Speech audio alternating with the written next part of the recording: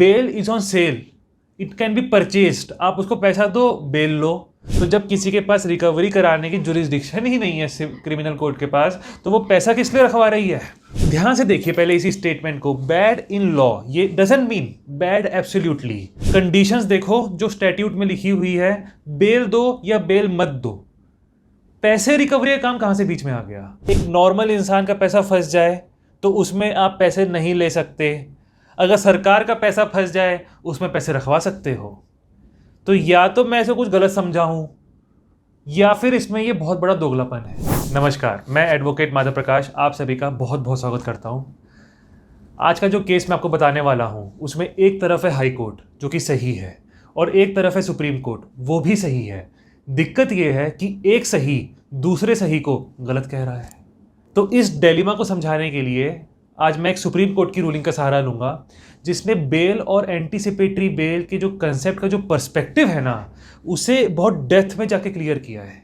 आप ही समझ पाएंगे कि गलती कहाँ हो जाती है बेल में या एंटीसिपेटरी बेल में, और बचें कैसे उस गलती करने से।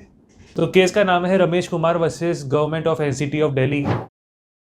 इस केस का फैक्ट बहुत कॉम्प्लिकेटेड है, इसलिए मैं आपको इसे बहुत आसान भाषा में करके और उतना ही फैक्ट बताऊंगा जिससे कि आप लॉ को अप्रिशिएट कर सकें। तो एक लैंड है, लैंड का एक ओनर है, ओनर को लैंड पे बिल्डिंग बनवानी है। उसके लिए उसने एक बिल्डर से बात करी।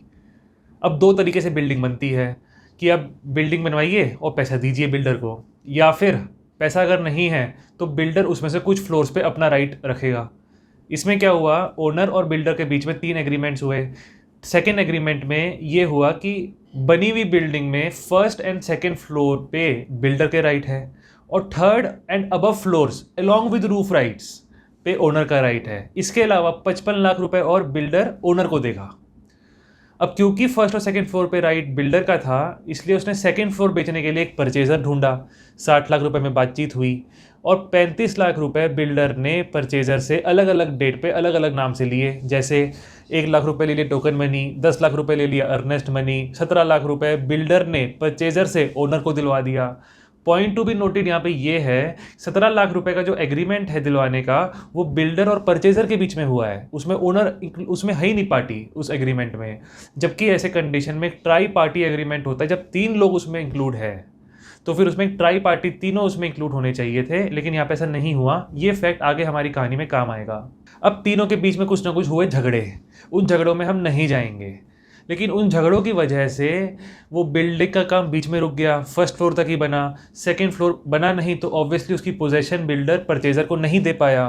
परचेजर ने इसीलिए 420 आईपीसी चीटिंग का केस बिल्डर और ओनर के खिलाफ एफआईआर रजिस्टर कर दी थाने में। अब यहाँ पे हमारा बेल का प्रोविजन काम आएगा, इसीलिए जो ओनर है वो गया कोर्ट ऑफ सेशन में एंटीसिपेटरी बेल लेने के लिए under section 438 CrPC. Main contention ये था कि 17 लाख रुपए दिए, लेकिन ये अग्रीमेंट इन दोनों के बीच में था, मेरा उस अग्रीमेंट में कोई लेना देना ही नहीं था।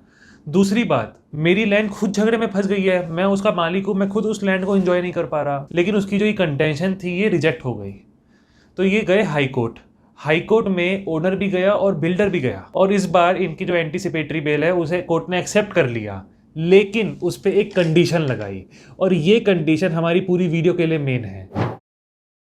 कंडीशन ये है कि बेल विल बी ग्रांटेड, लेकिन 13 लाख रुपए बिल्डर को और 22 लाख रुपए ओनर को एफडी के फॉर्म में ट्रायल कोर्ट के पास जमा करना है। इस ऑर्डर का फायदा समझिए आप। समझ लो केस हार गए तो सारा पैसा विद एफडी का इंटरेस्ट कोर्ट अग्रीव पार्टी को दिलवा देगी। अगर केस जीत गए तो सारा पैसा और इंटरेस्ट एफडी का इन्हीं के पास है। अगर केस बहुत लंबा चला तो फिर जो इंटरेस्ट तो आ ही रहा है पैसे पे, जो कि इन्फ्लेशन से ज़्यादा है। तो अगर मैं अपॉर्चुनिटी कॉस्ट को एक्सक्लूड कर दूं तो ये ऑर्डर मोस्ट रीजनेबल, बहुत ही बढ़िया ऑर्डर था, सबके लिए विन विन सिचुएशन थी। लेकिन यहाँ पे जो ओनर है ये चलेगा सुप्रीम कोर्ट की जो ये कंडीशन लगाई है एंटीसिपेटरी बेल पे, ये गलत कंडीशन लगाई है, ऐसा नहीं लगा सकता हाई कोर्ट। और जानते हैं सुप्रीम कोर्ट ने क्या बोला? This order of high court is bad in law. क्यों? मतलब जो चीज़ हाई कोर्ट भी नहीं समझ पाई ना, अब आप वो समझ रहे होंगे क्यों कोर्ट ने कहा उसे बैड इन लॉ। लॉ है क्या? ध्यान से देखिए पहले इसी स्टेटमेंट को। बैड इन लॉ, ये डजंट मीन बैड एब्सोल्युटली। उसको ये नहीं बोला कि रीजनिंग गलत थी या वो ऑर्डर अपने आप में पूरी तरह से गलत था, वो लॉ में गलत था। तो लॉ क्या कहता है? क्योंकि कोर्ट को लॉ के अंदर ही फंक्शन करना है। तो ये है कोड ऑफ क्रिमिनल प्रोसीजर, और इसमें हम 438 सेक्शन की बात कर रहे हैं, एंटीसिपेटरी बेल जो कहता है। इसमें जो कंडीशंस जो कोर्ट लगा सकता है ये इसके सब सेक्शन 2 में दी गई है।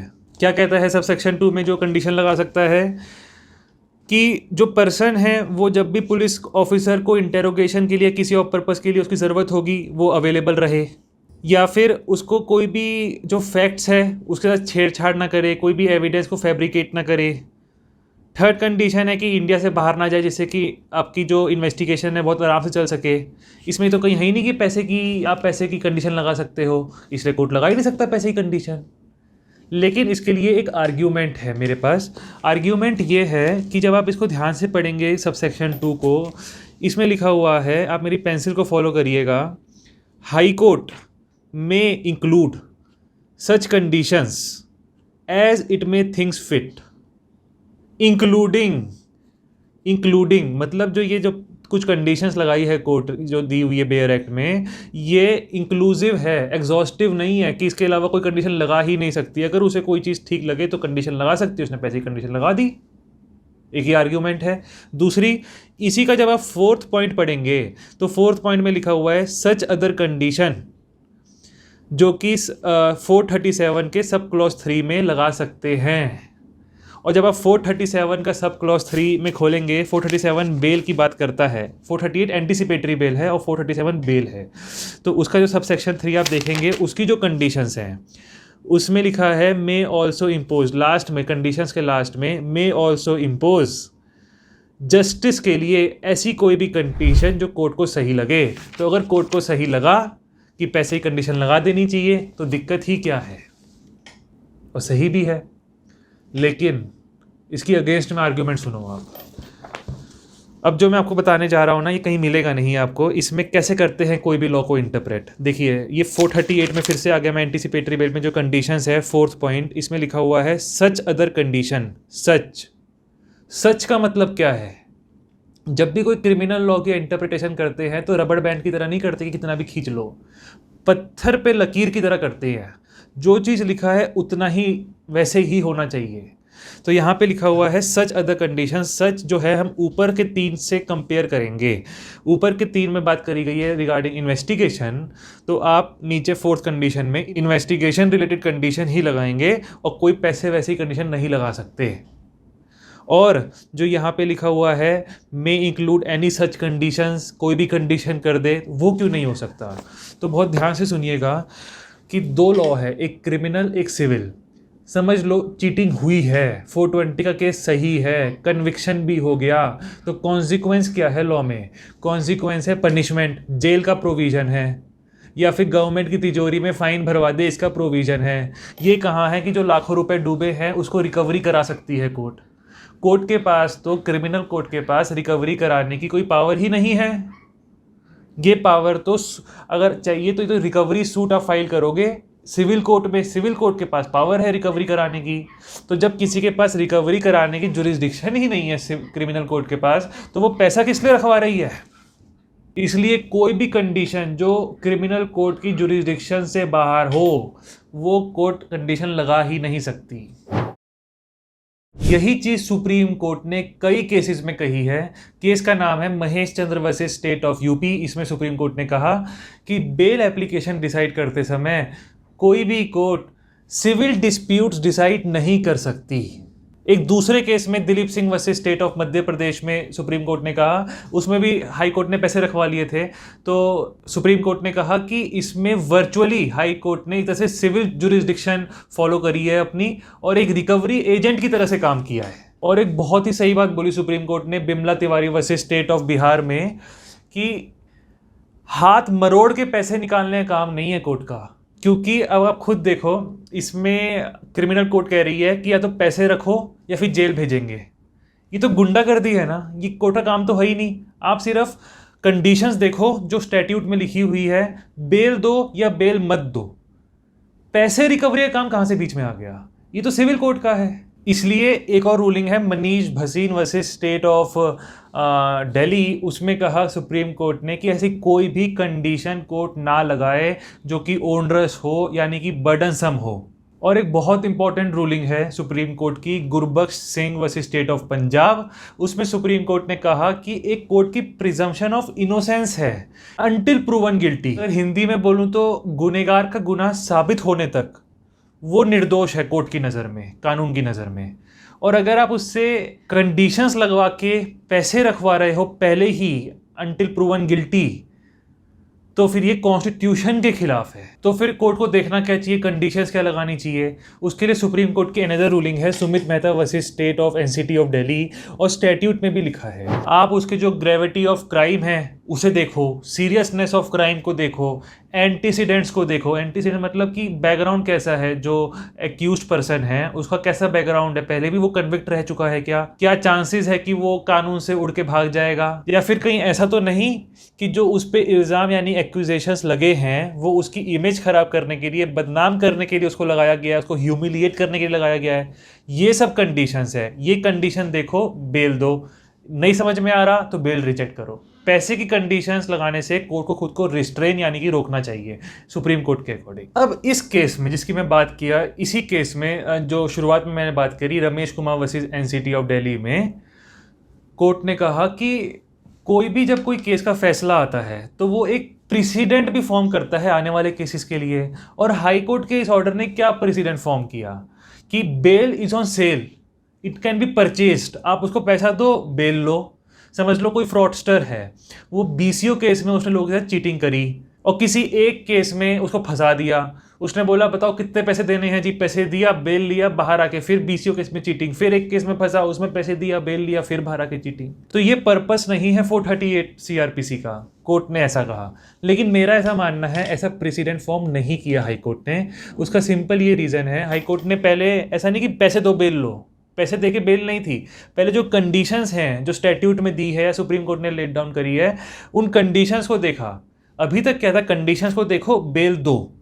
इसमें क्या था, कंडीशंस को देखा, सेटिस्फाई होने के बाद बेल नहीं दिया, उसके बीच में भी एक कंडीशन लगाती पैसे देने की, यानी कंडीशंस तो देखी ही जाएगी।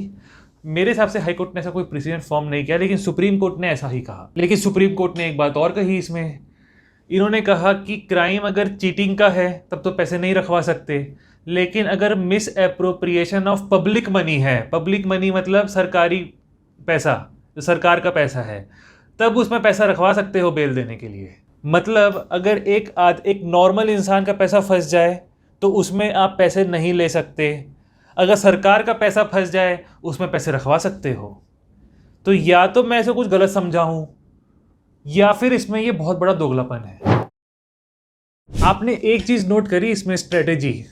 इसमें हुआ क्या, जो यहाँ पे ओनर था, उस जो एपेलेंट है यहाँ पे, एपेलेंट ओनर, उसको बेल असलियत में मिल रही नहीं थी। सेशन कोर्ट में गया, बेल रिजेक्ट हो गई।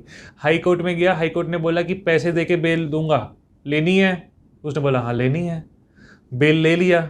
बाद में चला गया सुप्रीम कोर्ट की, कंडीशन ख़राब लगाई है। तो कितनी बढ़िया ये स्ट्रेटेजी है। तो वीडियो ख़त्म करने से पहले का बता दूं, अगर आपको रूलिंग पढ़नी है सुप्रीम कोर्ट की, आप पढ़ सकते हैं, लेकिन एक तो वो बहुत कॉम्प्लिकेटेड है आपके लिए। दूसरी बात ये कि उसमें कुछ टाइपोग्राफिकल मिस्टेक्स हैं डेट और अमाउंट को लेके।